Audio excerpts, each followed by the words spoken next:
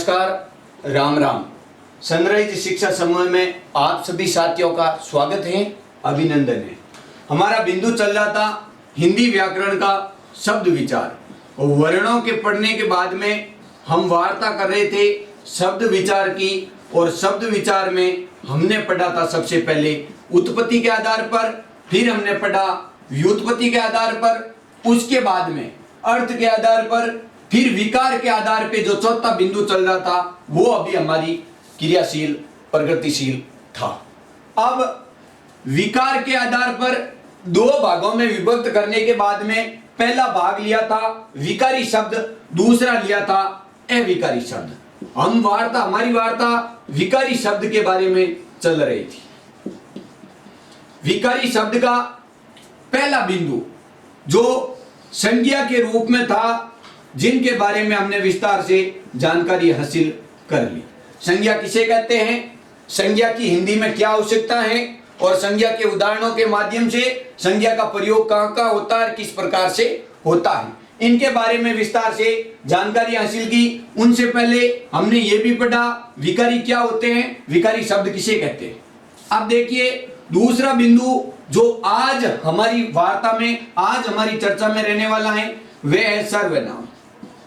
सर्वनाम के बारे में आज हम विस्तार से वार्ता करेंगे और विस्तार से जानेंगे सर्वनाम क्या होता है और इनकी हिंदी में क्यों आवश्यकता पड़ी। उसके बाद में तीसरा बिंदु जो आने वाली क्लास में हमारे साथ वार्ता में रहेगा वह है विशेषण। और उसके बाद में एक और बिंदु बचता है जो चर्चा भाग विकारी और अविकारी के थे, वो तीसरा चौथा बिंदु बचता है वह है क्रिया। और अविकारी के भी चार लिए थे, जिसमें एक क्रिया विशेषण, संबंध बोधक अव्यय और समुच्चय बोधक अव्यय और विस्मयादि बोधक अव्यय। वो भी आने वाली क्लासों में हम उनको भी वार्ता में रखेंगे, उनके बारे में भी विस्तार से जानेंगे। आज का हमारा बिंदु सर्वनाम जो आज हम आरंभ करेंगे। सर्वनाम क्या है, इनके बारे में हम विस्तार से जानेंगे। आज हम बात करेंगे सर्वनाम की। सर्वनाम क्या होता है, सर्वनाम की हिंदी में क्या आवश्यकता पड़ी। अब सबसे पहले सर्वनाम का अर्थ क्या होता है ये जानते हैं। सर्वनाम है क्या, तो सर्वनाम का जब संधि विच्छेद करते हैं तब हमें प्राप्त होता है सर्वयोग नाम।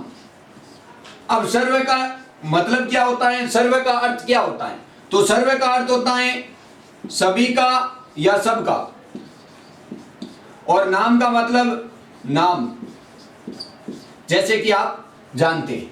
अब मेरे कहने का मतलब सभी का नाम, सर्वनाम का मतलब होता है सभी का नाम। सभी का किसका, जो इस संसार में विचरण करते हैं, गतिशील है, उन सब का नाम सर्वनाम है। बिल्कुल सही बात है, सबका नाम सर्वनाम है। तो फिर संज्ञा क्या है, तो यही बात तो संज्ञा में की थी हम लोगों ने कि इस संसार में जो क्रियाशील, सजीव, निर्जीव, प्रगतिशील, इस संसार में जो भी हमें दिखाई देता है दर्शीय के रूप में या अदर्शीय के रूप में, जो भी है सबके नाम है और वही संज्ञा है। ये बात तो हमने संज्ञा में की थी और सर्वनाम भी हमें यही बता रहा है। तो सर्वनाम की आवश्यकता हिंदी में किस प्रकार से पड़ी और उनको क्यों लिया गया। फिर संज्ञा थी ना, नाम के बारे में चर्चा करने के लिए, नाम का हमें ज्ञान देने के लिए तो संज्ञा थी, फिर सर्वनाम को क्यों लेके आए। तो सर्वनाम की आवश्यकता के अनुसार बात करें तो एक उदाहरण के माध्यम से समझते हैं हम। उदाहरण क्या कहता है, मान लो राकेश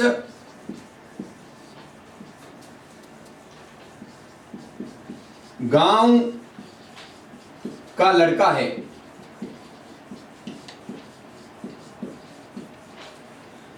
राकेश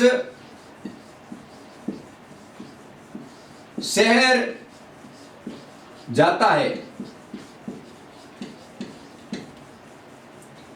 राकेश को नौकरी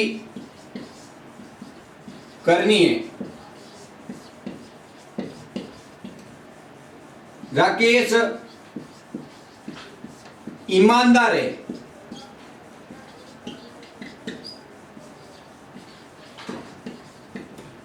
ईमानदार एक भाववाचक संज्ञा है क्योंकि यह भावी होता है। जैसे कि हमने कल बातें की थी, उनके बारे में, संज्ञा के बारे में जान चुके हैं। केवल बात सर्वनाम की चल रही है कि सर्वनाम की हिंदी में क्या आवश्यकता पड़ी। तो आप मोस्टली इस राकेश शब्द का उल्लेख कर रहे हैं। राकेश एक गांव का लड़का है, राकेश शहर जाता है, राकेश को नौकरी करनी है, राकेश ईमानदार है। बार बार नाम ले रहे हैं किसका? राकेश का, क्योंकि काम भी सारे कौन कर रहा है? राकेश ही कर रहा है। लेकिन यह इन वाक्यों को पका रहा है। किस प्रकार से पका रहा है? आपके सामने किसी बात को लेकर बार बार चर्चा की जाए तो आपके मन में भी ख्याल आते हैं, आपके मन में भी ऐसे प्रश्न आते हैं कि इस व्यक्ति का बार बार नाम क्यों ले रहे हैं। सीधा भी कह सकते हैं उसको ये करना है, वह करेगा, वह ऐसे कर सकता है। तो यही बातें होती हैं। जैसे कि राकेश गांव का लड़का है, वह शहर जाता है, उसे नौकरी करनी है, राकेश ईमानदार है, उनकी जगह वह ईमानदार है। अब ये भी लिख सकते थे, यहां जाएगा वह, उसको, वह। अब आप सोच लीजिए, ये वह, उसको, वह, ये मैंने 3 शब्दों का उपयोग किया। अगर ये भी यहां होते, अगर राकेश को हटा करके अगर इनको यहां लिखते तो भी बात राकेश की ही होती, बात राकेश की ही होती। क्योंकि गांव का लड़का कौन है? राकेश। शहर कौन जाता है? राकेश। तो वह शहर जाता, वह राकेश के लिए ही प्रयोग किया जाता।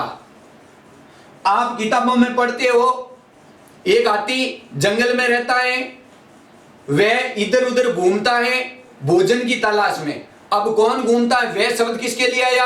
हाथी के लिए। यह बात तो आप जानते हो।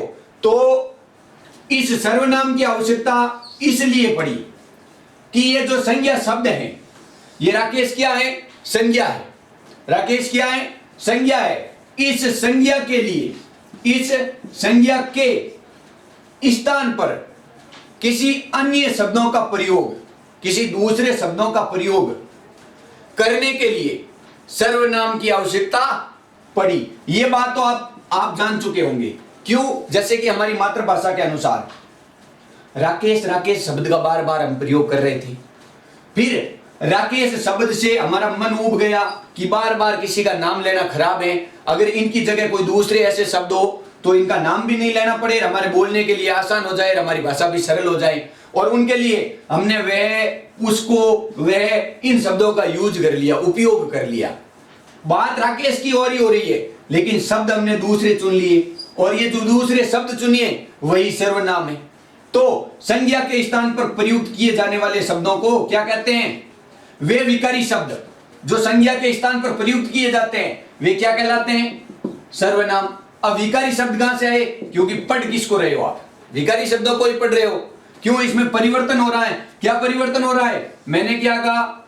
लिंग, वचन, काल, कारक के आधार पे परिवर्तन होता है, वे विकारी शब्द होते हैं। और जिनमें लिंग, काल, कारक और वचन के आधार पे परिवर्तन नहीं होता है वे अविकारी होते हैं। और इसमें परिवर्तन हो रहा है तो ये विकारी हैं। तो वे विकारी शब्द जिनमें संज्ञा के स्थान पर किन्हीं अन्य शब्दों का प्रयोग किया जाता है, अन्य शब्द प्रयुक्त होते हैं, वे सर्वनाम कहलाते हैं। अब आपको पता चल गया होगा सर्वनाम। सर्वनाम भी नाम क्यों रखा? क्योंकि सबका नाम, चाहे किसी का भी नाम हो, किसी के नाम के आगे, किसी के नाम के साथ में इन शब्दों को आप प्रयुक्त कर सकते हैं। लेकिन हमें कैसे पहचान चलेगी क्या वह इनके सामने आएगा? उसको, मानो नौकरी के सामने उसको आ गया, शहर के सामने वह आ गया, ईमानदार के सामने वह आ गया, तो हमें कैसे पता चला या उसको लिखना है या वह लिखना है? तो वो हम जब इनके प्रकार पढ़ेंगे, इनके बारे में संपूर्ण जानकारी लेंगे, तब हमें पता चलेगा कि कहां किसका किस प्रकार से प्रयोग करना है। तो वो जानकारी अब हासिल करेंगे। देखिए, सर्वनाम के बारे में पता चल गया। इनकी परिभाषा है, परिभाषा वैसे याद रखने की आवश्यकता नहीं है, केवल इन बातों को आप समझोगे तब परिभाषा अपने आप आपके सामने निकल करके आ जाएगी। कैसे? वे विकारी शब्द, वे विकारी शब्द जो संज्ञा के स्थान पर, जो संज्ञा के स्थान पर, संज्ञा के स्थान पर प्रयुक्त होते हैं या प्रयुक्त किए जाते हैं या प्रयुक्त होते हैं, वे क्या कहलाते हैं? सर्वनाम कहलाते हैं। ये बात तो अब आप समझ गए होंगे, सर्वनाम कहलाते हैं। तो ये तो है इनकी परिभाषा। परिभाषा आप खुद बना सकते हो। किस प्रकार से? मानो इन सब शब्दों के बारे में बात करोगे, जब आपको पहचान हो जाएगी विकारी क्या होता है, संज्ञा क्या होती है, सर्वनाम क्या होता है, एक दूसरे बिंदु को जोड़ करके जब पढ़ोगे तब आपको पता चल जाएगा कि ये सारी बातें क्या है। अब हम बात करेंगे सर्वनाम के प्रकार के बारे में। इनके भेद, इनके अंग कितने होते हैं? तो इनके भेद और इनके अंगों की बात करें, इनके प्रकारों की बात करें तो 6 प्रकार के सर्वनाम होते हैं। अब हमें याद कैसे रहेगा कि 6 प्रकार के सर्वनाम होते हैं? तो मैं पहले भी आपको बता चुका हूं, याद करने की आवश्यकता नहीं है। हिंदी याद करने का विषय है ही नहीं। हिंदी को केवल हमें समझना है, एक दूसरे कंसेप्ट को जोड़ करके पढ़ना है, ताकि हमें पता चल जाएगा कि ये बिंदु है वो है क्या और हिंदी में इनकी क्या उपयोगिता है। उन उपयोगिताओं को जब हम जान पाएंगे तब हमें पता चल जाएगा कि ये होते कितने प्रकार के हैं, कैसे होते हैं। फिर भी मैं आपको एक छोटा सा लॉजिक बता देता हूं, याद रखने के नियम बता देता हूं, एक छोटा सा ट्रिक समझ लीजिए जिनके माध्यम से आपको याद रह जाएगा। पुरुष अपने निजी संबंध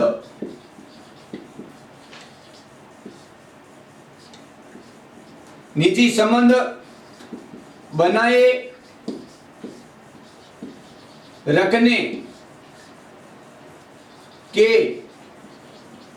लिए निश्चय अनिश्चय के प्रश्न नहीं करता।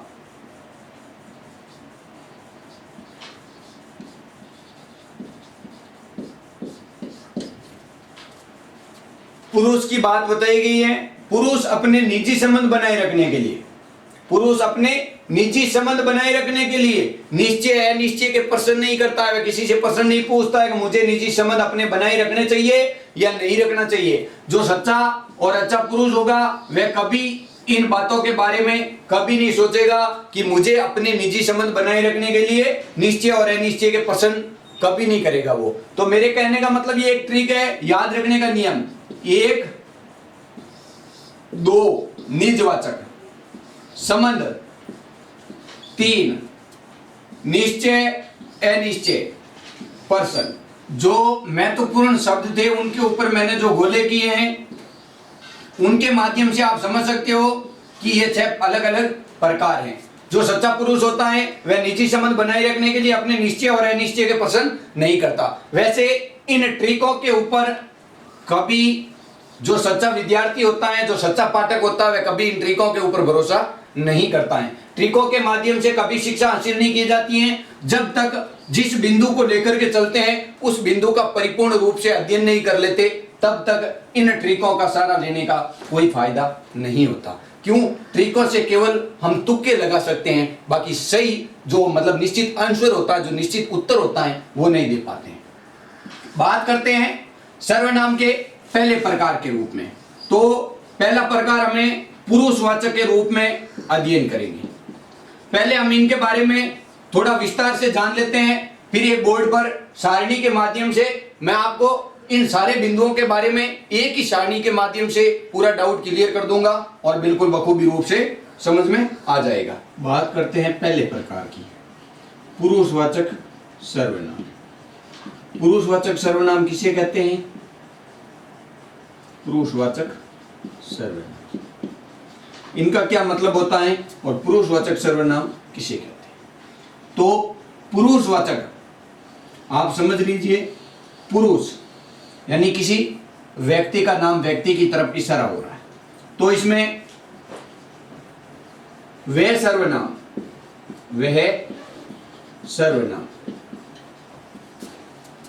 जिसमें तीनों पुरुष मौजूद हो, तीनों पुरुष मौजूद हो, वह पुरुषवाचक सर्वनाम कहलाता है। पुरुषवाचक सर्वनाम कहलाता है।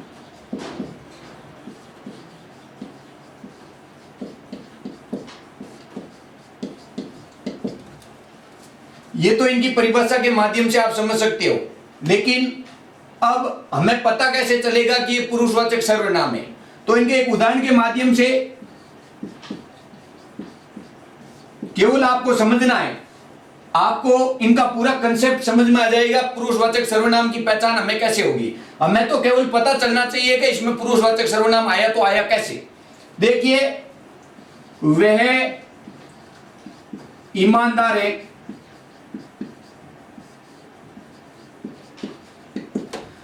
जब हम इस उदाहरण को देखते हैं तब हमें ऐसा महसूस होता है कि वह ईमानदार है, इसमें एक ही पुरुष है,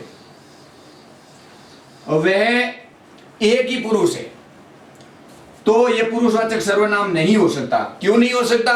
क्योंकि पुरुषवाचक सर्वनाम में तीनों पुरुष मौजूद होते हैं, लेकिन वह ईमानदार है, मतलब एक ही पुरुष है, एक ही आदमी है, वह ईमानदार है, एक ही आदमी की ओर इशारा हो रहा, संकेत हो रहा है, इसका मतलब यह पुरुषवाचक सर्वनाम नहीं होगा। केवल इसको समझना है, यह पुरुषवाचक सर्वनाम का ही उदाहरण है। अब है कैसे? हमें तो एक ही दिखाई दे रहा है, फिर भी हम समझेंगे। पुरुष तीन कौन कौन से होते हैं? एक होता है कहने वाला, एक होता है सुनने वाला, एक होता है जिसके बारे में कहा जाए, जिसके बारे में कहा जाए या बात हो। एक कहने वाला होता है, एक सुनने वाला होता है, और एक जिसके बारे में बात की जाए। तो जब हम अंग्रेजी में पढ़ते हैं उस समय क्या आता है? फर्स्ट पर्सन, सेकंड पर्सन और थर्ड पर्सन। उसी प्रकार इसमें आएगा उत्तम पुरुष, मध्यम पुरुष और अन्य पुरुष। कैसे? हमें कैसे पता चलेगा कि ये उत्तम पुरुष है, ये मध्यम पुरुष है, ये अन्य पुरुष है? इनकी भी पहचान होनी जरूरी है, तीनों पुरुष मौजूद होने जरूरी है। अब तीनों नहीं हो तो इनमें एक कौन सा पुरुष होगा वो भी हमें पहचान करनी पड़ेगी। तो वो पहचान हमें कैसे होगी? तो देखिए, वह ईमानदार है, यह बात कह कौन रहा है? मैं कह रहा हूं। सुन कौन रहे हैं? जो आप अभी इस बात को देख रहे हो, इस वीडियो को देख रहे हो, वह सुन रहे हो। तो मैं कहने वाला हो गया, आप सुनने वाले हो गए। तो बात किसके बारे में? बात वह किसी तीसरे के बारे में बात की जा रही है, तो वह हो गया अन्य। तो इसमें कौन सा पुरुष मौजूद है? जिसके बारे में बात कर रहे हैं वह अन्य के बारे में बात कर रहे हैं। तो एक पुरुष भले ही हो, लेकिन यह है कौन सा? अन्य पुरुष इसमें मौजूद है। तो ये कौन सा होगा? अन्य पुरुषवाचक सर्वनाम होगा। कैसे? हमें कैसे पता चला? तो ये मैंने एक उदाहरण के माध्यम से समझाया। इनमें तीन पुरुष कौन से होते हैं? कहने वाला होता है, सुनने वाला होता है, और एक तीसरा जिसके बारे में बात की जाती है। अब हमें कैसे पता चलेगा? उत्तम, मध्यम, अन्य, इनकी पहचान के लिए अगर आपको पूछ लिया जाए उत्तम, उत्तम का मतलब होता है सर्वश्रेष्ठ, उनको उत्तम कहते हैं। आपको पूछ लिया जाए उत्तम कौन है, सबसे अच्छा कौन है, अगर किसी व्यक्ति को पूछा जाए सबसे अच्छा कौन है, तो वह किन की ओर इशारा करते हुए किसे अच्छा बताएगा? वह हमेशा अपना ही बताएगा कि हमेशा अच्छा कौन होता है? खुद ही अच्छा होता है। अच्छा कौन है? या तो मैं कहूंगा मैं अच्छा हूं, या कहूंगा हम अच्छे हैं। आपको साथ में लेकर के मैं कह सकता हूं मैं या हम कौन है? अच्छे हैं। मध्यम पुरुष, मध्य कौन है? तो मध्य आप सुनने वाले मुझे पूछेंगे तो मुझे क्या पता आप मध्य होंगे, तो तुम या आदर सूचक के रूप में आप कह सकते हो आप अच्छे हो। या आपको पूछा जाए फिर अन्य कौन है, हमें क्या पता? जो तीसरा, जो अन्य दूसरा होता है, जो अलग ही आदमी होता है, वह अन्य के रूप में आता है, जो सबसे अंतिम बात। तो उसमें कौन आएगा? यह, वह, वे, ये सारे शब्द अन्य में आएंगे। अब पुरुषवाचक में ये बात तो आप समझ गए, लेकिन इनकी एक महत्वपूर्ण बात है कि यह, वह, ये शब्द हैं, ये शब्द विशेषण में भी होते हैं और दूसरे नंबर मान लो पुरुषवाचक सर्वनाम में होते हैं, विशेषण में होते हैं, और किस में होते हैं? एक ये निश्चयवाचक सर्वनाम में भी होते हैं। कौन? ये जो वह, यह, ये, वे, ये शब्द पुरुषवाचक में भी होते हैं, विशेषण में भी होते हैं, निश्चयवाचक सर्वनाम में भी होते हैं। तब हमें कैसे पहचान चलेगी, हम इनको पहचान कैसे पाएंगे कि विशेषण है, निश्चयवाचक सर्वनाम है या पुरुषवाचक सर्वनाम है? तो इनके बारे में एक छोटी सी बात के माध्यम से मैं बता दूं, पुरुषवाचक, विशेषण और निश्चयवाचक, इनमें हमें कैसे पता चलेगा कि इनमें पुरुषवाचक सर्वनाम है, विशेषण है या निश्चयवाचक सर्वनाम है? पुरुषवाचक की पहचान, पुरुषवाचक की पहचान है कि यदि इन शब्दों का पुरुष की तरफ इशारा हो, संकेत हो, तो वह पुरुषवाचक सर्वनाम कहलाते हैं। कैसे? उदाहरण के माध्यम से, वह ईमानदार है। दूसरी बात की थी हमने विशेषण की। विशेषण क्या कहता है? विशेषण कहता है किसी वस्तु या स्थान की बात की जाए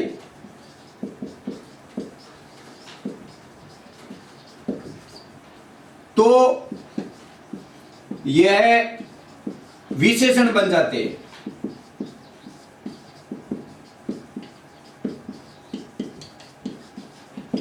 कैसे?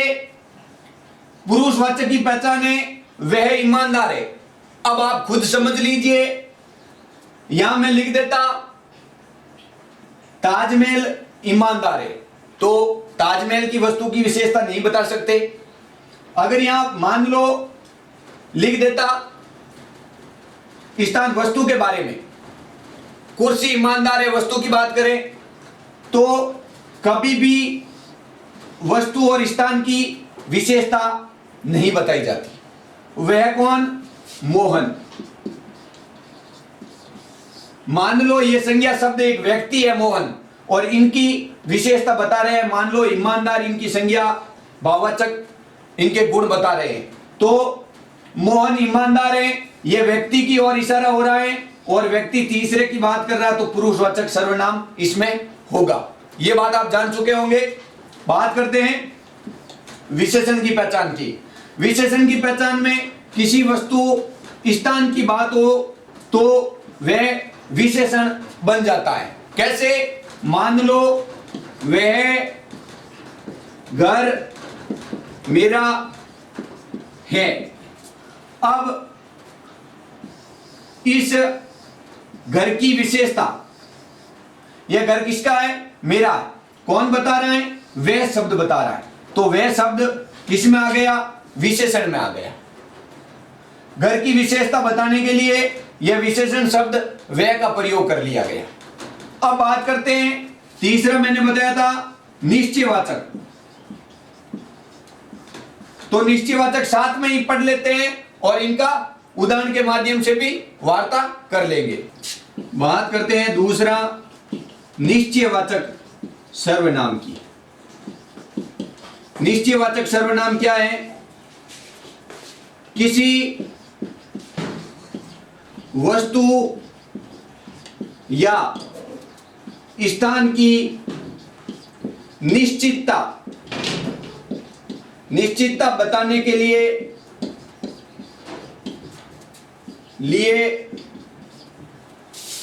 प्रयुक्त शब्द निश्चयवाचक सर्वनाम कहलाते हैं। निश्चयवाचक सर्वनाम कहलाते हैं। अब इनकी मुख्य पहचान क्या है? मुख्य पहचान यह है कि किसी वस्तु या स्थान के तुरंत बाद में संज्ञा शब्द कभी दिया हुआ नहीं होता है। वस्तु स्थान के बाद में नोट लगा करके आप लिख सकते हो, वस्तु स्थान के बाद कभी संज्ञा शब्द दिया हुआ नहीं होगा। क्यों नहीं होगा? क्योंकि संज्ञा शब्द देने से क्या बन जाता है? विशेषण बन जाता है। जैसे कि मान लो मैंने पूछा था वह घर मेरा है, यह विशेषण का उदाहरण बताया। कैसे? मान लो यह तो सर्वनाम लिया, इनके बाद में यह संज्ञा शब्द आ गया घर, क्योंकि किसका स्थान है? किसका है? घर क्या है? स्थान है। घर की तरफ इशारा हो रहा है, घर स्थान है, तो यह सर्वनाम से किस में बदल गया? विशेषण में। अब देखिए, इसमें वस्तु और स्थान की बात की गई है, व्यक्ति की नहीं। क्यों? क्योंकि व्यक्ति किसमें था? व्यक्ति की तरफ वह ईमानदार है। अब ईमानदार कौन हो सकता है? व्यक्ति ईमानदार हो सकता है, और वह के तुरंत बाद में संज्ञा शब्द दिया हुआ है। संज्ञा शब्द दिया हुआ है, भाववाचक संज्ञा है ईमानदार, और इशारा किसकी तरफ हो रहा है? व्यक्ति की तरफ। तो कौन सा सर्वनाम होगा? पुरुषवाचक। पहचान करने के बस यही नियम है, और इन्हीं नियमों के माध्यम से आप समझ पाओगे। कैसे? यदि किसी व्यक्ति के साथ या व्यक्ति के तुरंत बाद में संज्ञा शब्द दिया हुआ है तो पुरुषवाचक सर्वनाम आ जाएगा। यदि किसी वस्तु स्थान की निश्चितता बता रहा है और निश्चितता के बाद में और वस्तु स्थान के तुरंत बाद में कोई संज्ञा शब्द नहीं दिया हुआ है तो वह क्या होगा? निश्चयवाचक सर्वनाम होगा। कैसे? वह भी एक उदाहरण के माध्यम से समझिए। वह मेरा घर है।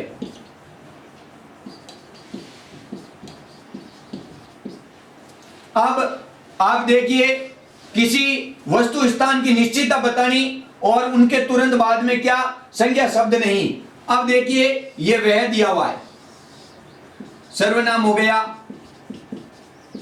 इस सर्वनाम के तुरंत बाद में मेरा, मतलब निश्चितता कर रहा है किसका घर है? मेरा घर है। मेरी ओर इशारा कर रहा है, मेरी ओर संकेत कर रहा है, मतलब एक निश्चित बता रहा है कि ये मेरा घर है, और उनके बाद में संज्ञा शब्द दिया हुआ है, उनका कोई औचित्य नहीं। क्यों? क्योंकि वस्तु और स्थान के बाद में कोई संज्ञा शब्द प्रयुक्त नहीं है, और इसके बाद में संज्ञा शब्द प्रयुक्त है, तो यह क्या हो गया? विशेषण हो गया। और इनके बाद में नहीं है तो यह क्या है? निश्चयवाचक सर्वनाम है। इसकी पहचान केवल यही है, इन्हीं के माध्यम से आप समझ पाओगे। वह शब्द इसमें भी है, इसमें भी है, इसमें भी है, लेकिन अंतर क्या है? इसमें व्यक्ति के लिए बात की गई है, इसमें वस्तु और स्थान की बात निश्चितता बताने के लिए की गई है, और वस्तु और स्थान के तुरंत बाद में संज्ञा शब्द नहीं दिया हुआ है। और इसकी पहचान यह, किसी वस्तु और स्थान के तुरंत बाद में संज्ञा शब्द दिया हुआ है, और इनकी पहचान हमें केवल विशेषण के माध्यम से एक विशेषता बताने के लिए ही की गई है, इसलिए इसको क्या कहते हैं? विशेषण कहते हैं। अब यह भी आप समझ गए होंगे। अब बात करेंगे तीसरा, अनिश्चयवाचक के रूप में बात करते हैं। तीसरे प्रकार जो अनिश्चयवाचक सर्वनाम का है, अनिश्चयवाचक सर्वनाम क्या कहता है? अनिश्चयवाचक के बारे में वार्ता करेंगे। वह शब्द जो व्यक्ति, वस्तु, स्थान की अनिश्चितता का बोध कराता है,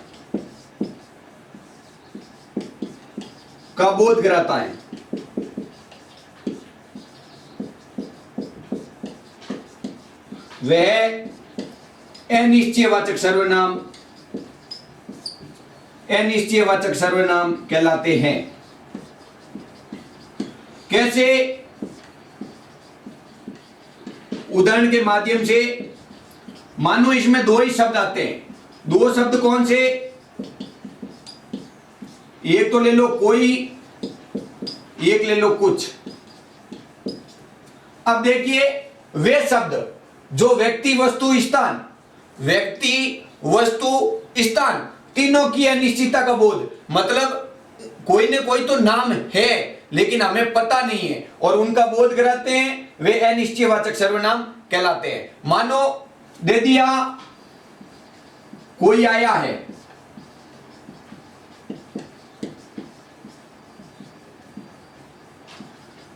चाय में कुछ है, ये उदाहरण दे दिए। अब कोई आया है मतलब आया तो है तो निश्चित, लेकिन कौन आया वो हमें पता नहीं है, अनिश्चितता का बोध हो रहा है। कोई आया है, मानो घर का दरवाजा खोलिए, कोई आया है, चाय में कुछ गिरा है, अब क्या पता कुछ न कुछ तो गिरा होगा। कोई बीच रास्ते में सफर कर रहा है और उनमें कोई चमकीली वस्तु तो है, जैसे कि आप रोड पे सफर कर रहे हो और रोड में आगे आपको दूर तक जब अपनी नजर फैलाते हैं तब हमें पानी दिखाई देता है, तब हम क्या सोचते हैं आगे कुछ है। अब हमें पता नहीं पानी है या नहीं है, लेकिन अपने मन का जो वहम जो भ्रम होता है, उसी प्रकार अनिश्चितता का बोध कराता। किस प्रकार से? मानो वह शब्द कोई व्यक्ति, वस्तु, स्थान की अनिश्चितता का बोध कराते हैं। जो वस्तु तो हकीकत में होती है, व्यक्ति हकीकत में होता है और स्थान हकीकत में होता है, लेकिन हमें पता नहीं होता है कि वह है क्या, उनका बोध कराता है, वह अनिश्चयवाचक सर्वनाम कहलाते हैं। दो ही शब्द है, कोई या कुछ। अब आगे बात करेंगे चौथा, संबंधवाचक। अब चौथा प्रकार है संबंधवाचक, जो बहुत ही महत्वपूर्ण माना गया है, संबंधवाचक सर्वनाम।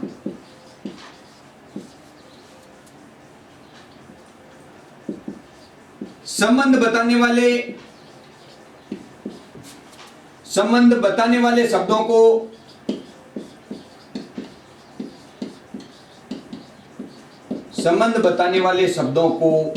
संबंधवाचक सर्वनाम कहते हैं। परिभाषा दिखने में बहुत छोटी है, लेकिन बहुत ही महत्वपूर्ण माना गया है, इसको बहुत ही महत्वपूर्ण मानते हैं। किस प्रकार से? मानो इनकी पहचान बहुत ही हमारे लिए दुर्लभ है, लेकिन आसानी से समझेंगे, इसमें कोई हमें दुविधा नहीं होगी। संबंध वाचक का मतलब होता बताने वाला। क्या बताने वाला? संबंध बताने वाला। अब संबंध किसके साथ में बताए जाते हैं? संबंध केवल पुरुष के साथ में ही बताए जा सकते हैं। पुरुष कितने? 3 पुरुष। कौन कौन से? सबसे पहले उत्तम पुरुष, उसके बाद में मध्यम पुरुष, फिर आता है अन्य पुरुष।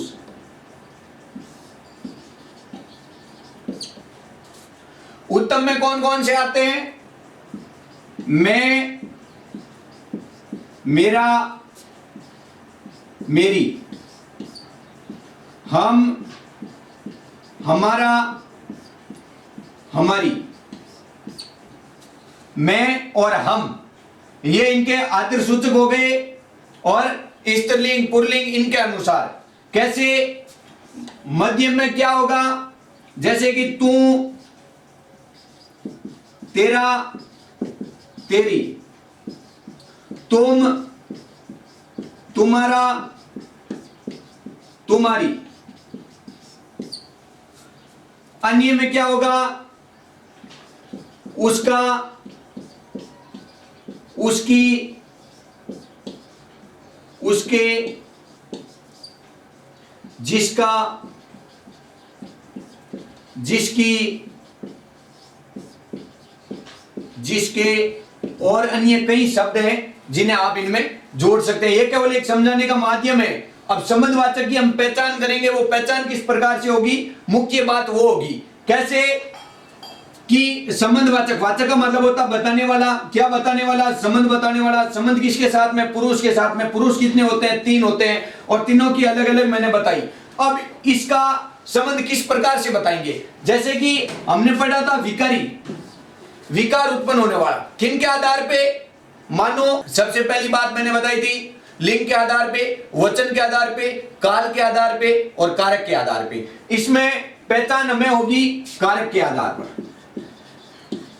इसमें बदलाव किसके आधार पे होगा? कारक के आधार पे। कैसे होगा वो भी देखिए, जैसे कि उदाहरण के माध्यम से समझते हैं।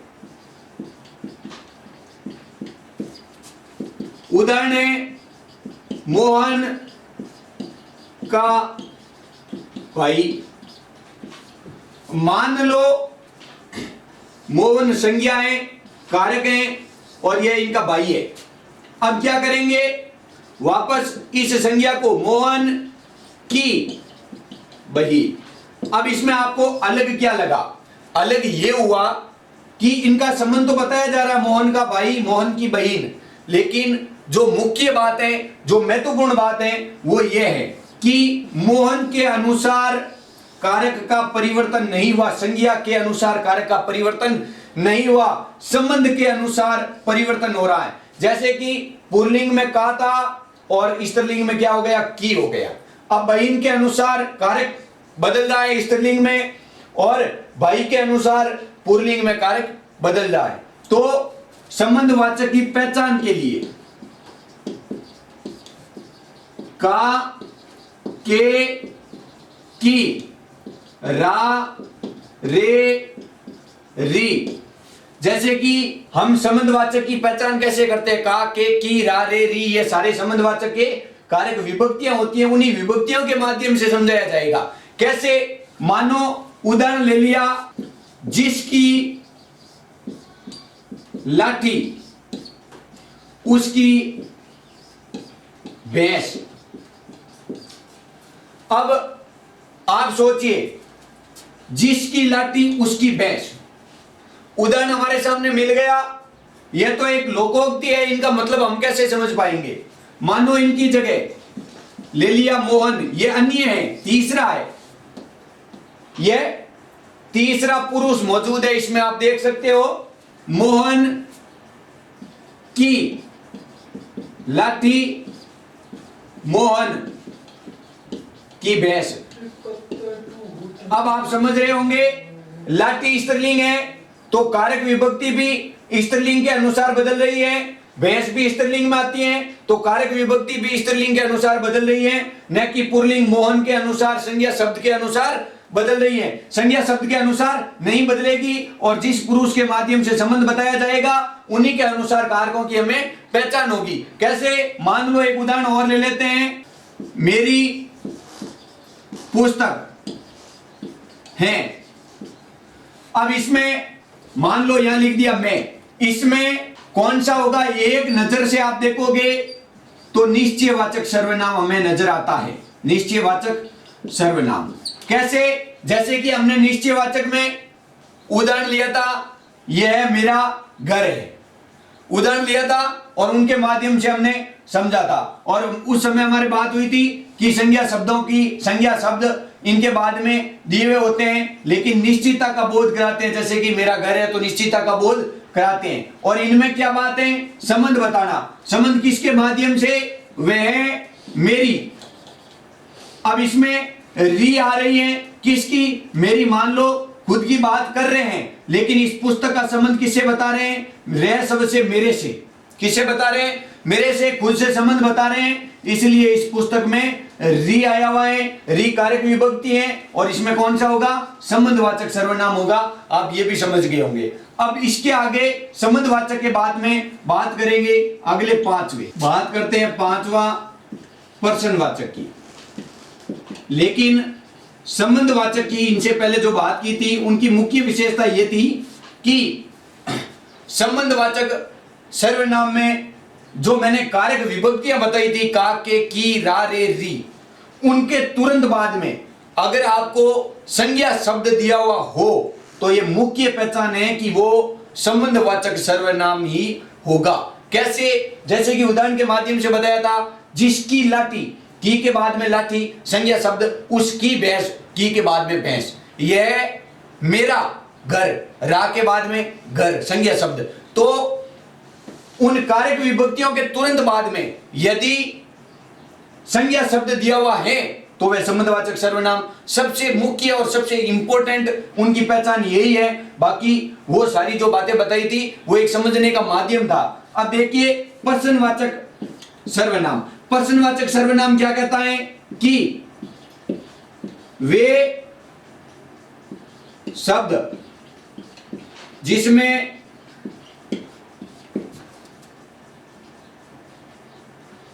व्यक्ति, वस्तु,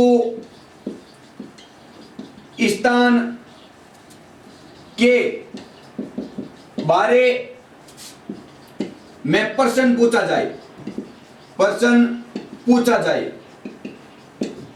वे प्रश्नवाचक सर्वनाम कहलाते हैं। कैसे? उदाहरण के माध्यम से, वे शब्द जिसमें व्यक्ति, वस्तु, स्थान के बारे में प्रश्न पूछा जाए वे प्रश्नवाचक सर्वनाम कहलाते हैं। आपकी नजर में प्रश्नवाचक सर्वनाम बिल्कुल आसान होगा कि क्या पूछेंगे? क्या, कौन, किसे, कब, क्यों, ये शब्द दिए हुए आपको मिलेंगे, तब हमें पता चल जाएगा कि प्रश्नवाचक। नहीं, मान लो एक उदाहरण के माध्यम से इनका भी उदाहरण ले लेते हैं। आपका नाम क्या है? तो वापस जवाब दिया, मेरा नाम राम है। तो इसमें तो प्रश्नवाचक हो गया। क्यों? क्योंकि व्यक्ति के स्थान पर क्या रख दिया? प्रश्न रख दिया, क्या, और जिनकी वजह से यह प्रश्नवाचक सर्वनाम हो गया। लेकिन ये क्या है? तो यह संबंधवाचक है। कैसे? मान लो रे के बाद में नाम दिया हुआ है और क्या के बाद में यह आया हुआ है। अब आप समझ गए होंगे। बात करते हैं प्रश्नवाचक में हमें जहां उलझाने की कोशिश करेंगे वो उलझाने वाले शब्द कौन से आएंगे। मानो इसकी शब्द को दे दे, मतलब कार्य की विभक्ति लगा करके कि यह किसका है। मान लो यह दे दिया जाए, तब आप क्या करोगे? या यह किसका पेन है, यह दे दिया जाए, तब हम क्या सोचेंगे कि संज्ञा शब्द है और संज्ञा शब्द के पहले हमें कार्य की विभक्ति मिल रही है। का, के, की, रा, रे, री, ना, ने, नी, हमें का विभक्ति मिल रही है। इसका मतलब यह तो संबंधवाचक होगा। लेकिन इसमें यह भी हमें पहचान होगी कि प्रश्न भी पूछ रहा है, पेन किसका है, तो हमें प्रश्न का भी आभास हो रहा है। तो इसको आप करोगे संबंध प्रश्नवाचक सर्वनाम। संबंध प्रश्नवाचक सर्वनाम। क्यों? इसमें दोनों की बात की जा रही है, तो दोनों को आप साथ में भी लिख सकते हो। जहां आपको इस प्रकार से, ये वैसे सर्वनाम में नहीं दिया गया है, लेकिन फिर भी प्रश्न बनाने वाला आपको किसी भी प्रकार से बना करके पूछ सकता है। आगे की बात करें तो प्रश्नवाचक के बाद में हम पढ़ेंगे अंतिम भाग जो निजवाचक का है। बात करते हैं अंतिम बिंदु, अंतिम भाग निजवाचक, निजवाचक सर्वनाम की। निजवाचक सर्वनाम क्या है? निजवाचक सर्वनाम की बात करें तो वह शब्द जो स्वयं के लिए प्रयुक्त हो या खुद के लिए प्रयुक्त हो, स्वयं खुद के लिए प्रयुक्त हो, तो वह निजवाचक सर्वनाम, निजवाचक सर्वनाम कहलाता है। कैसे? उदाहरण के माध्यम से, मानो इसमें कौन से शब्द आएंगे? आप शब्द हैं जिन्हें आदर सूचक के रूप में प्रयुक्त न करके खुद के लिए प्रयुक्त करें तो वह निजवाचक सर्वनाम कहलाएगा। उदाहरण, मां आप सो जाइए, मैं अपने आप खाना खा लूंगा।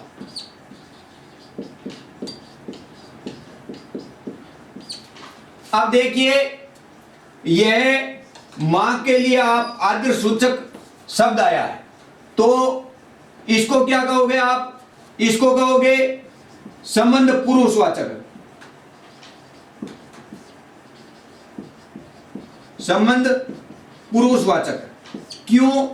क्योंकि मां का संबंध बता रहा है, और दूसरी बात, यह आप पुरुष के लिए आया है। क्यों? इनका परिचय भी दे रहा है मां का। मां आप सो जाइए, मैं अपने आप, ये आप शब्द है वह खुद के लिए, स्वयं के लिए प्रयुक्त किया गया है, इसलिए इस आप को निजवाचक के रूप में हम लिखेंगे, निजवाचक सर्वनाम कहलाएगा। कैसे? एक उदाहरण के माध्यम से। आप शब्द का प्रयोग कहां कहां होता है? आप शब्द का प्रयोग निजवाचक के लिए भी करते हैं, जो स्वयं के लिए, खुद के लिए। दूसरा, इसका प्रयोग परिचय के संदर्भ में, परिचय के संदर्भ में। परिचय का संदर्भ मतलब होता है अन्य पुरुष के लिए।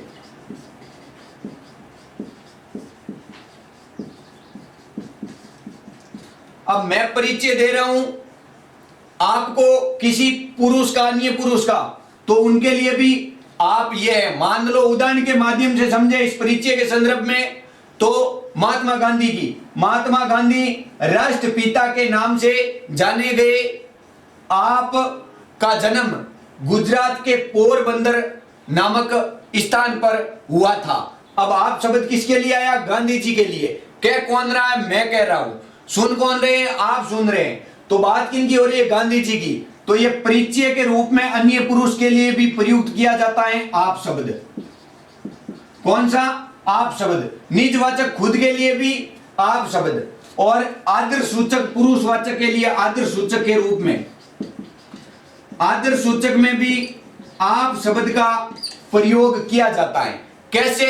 जैसे कि यह आदर, मां को आदर देने के लिए मां आप सो जाइए, मां सो जाइए मैं खाना खा लूंगा, यह भी सही था, लेकिन मां को आदर देने के लिए आप शब्द का प्रयोग किया गया। और आदर सूचक शब्द हमेशा बहुवचन के रूप में होता है, इसीलिए मां आप सो जाइए, और आदर सूचक के रूप में यह भी पुरुषवाचक के रूप में ही काम में लेते हैं।